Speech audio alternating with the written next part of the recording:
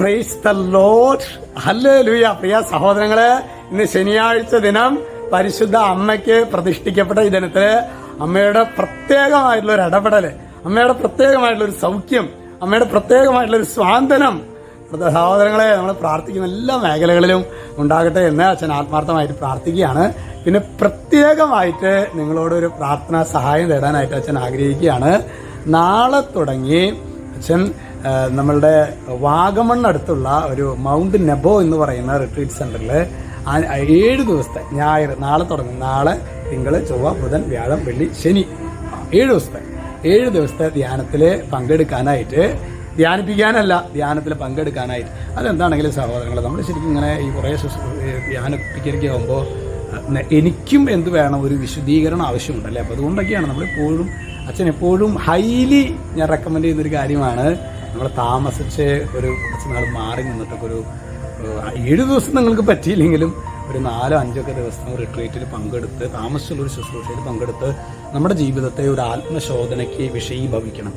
ആത്മശോധന ചെയ്യാത്ത വ്യക്തികളും അവലോകനം ചെയ്യാത്ത പ്രസ്ഥാനങ്ങളും കാലഘട്ടത്തിന്റെ വെല്ലുവിളികളെ നേരിടുക അസാധ്യമാണ്. ഹല്ലേലൂയ.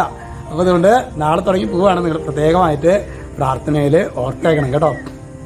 ഇന്ന് നമ്മൾ ധ്യാനിക്കുന്നത് യെശയ്യാ പ്രവചനം 11:2. ഇവിടെ വചനം വെളിപ്പെടുന്നത് ഇങ്ങനെയാണ്: കർത്താവിന്റെ ആത്മാവ് അവന്റെ മേൽ ആവസിക്കും.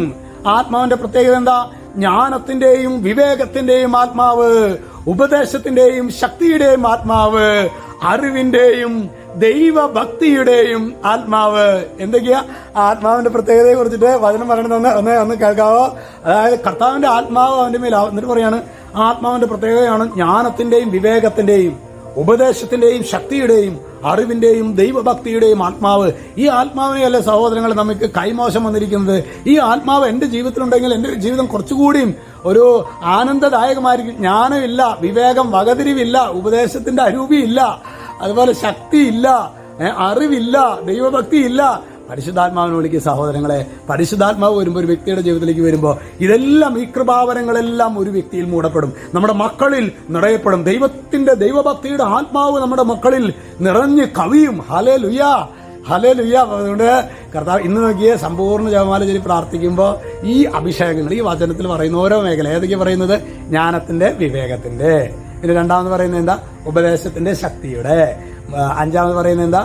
അറിവിന്റെ. 6ാമത് ദൈവഭക്തിയുടെ. ഇതൊക്കെയാണ് നമുക്ക് ഈ ഒരു ആത്മാവിന്റെ ഒരു കുറവ് നമുക്ക് ശക്തമായിട്ടുണ്ടല്ലോ. ശക്തമായിട്ട് പ്രാർത്ഥിക്കുക. നാളെ തുടങ്ങിയ ശുശ്രൂഷയിലെ, നാളെ തുടങ്ങി അച്ഛൻ്റെ ധ്യാനത്തിൽ പങ്കെടുക്കുമ്പോൾ അച്ഛൻ്റെ നവീകരണത്തിൻ്റെ ഒപ്പം തന്നെ ഇത് കാണുന്ന നമ്മൾ ഓരോരുത്തരെയും, ഒരു പക്ഷേ നമ്മൾ നേരിട്ട് കണ്ടിട്ടില്ല എങ്കിൽ പോലും അച്ഛൻ മൗണ്ട് നെബോ ധ്യാന കേന്ദ്രത്തിൽ അച്ഛൻ ഇരുന്ന് പ്രാർത്ഥിക്കുമ്പോൾ നിങ്ങളെയും ഇത് കാണുന്ന മക്കളെയൊക്കെ പ്രത്യേക മരുന്നുകളും യോഗങ്ങളൊക്കെ സമർപ്പിച്ച് പ്രാർത്ഥിക്കും.